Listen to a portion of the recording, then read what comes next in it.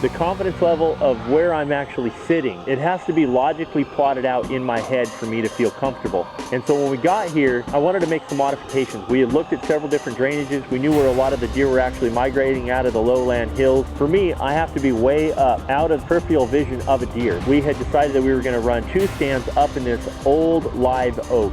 At a glance, you don't see a single deer. And then as the sun started to get lower and lower, there were deer everywhere. They're coming in from beside us and from behind us and in front of us. And the whole hill just came alive. And I was amazed that these deer hide in this brush country like they do, and they started to funnel right down in front of us.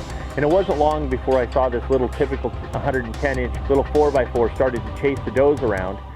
And then Randy, my cameraman, my son, was right over my shoulder, and he bumped me and he said, "Dad, you have no idea what's standing behind us." And pretty soon I saw this just a magnificent frame.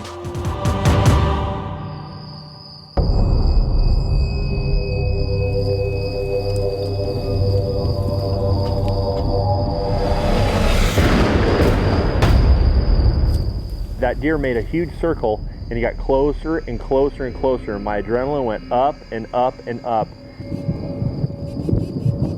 It was just going to come in absolutely perfect. The only problem is he was behind a tree and he had to be able to clear.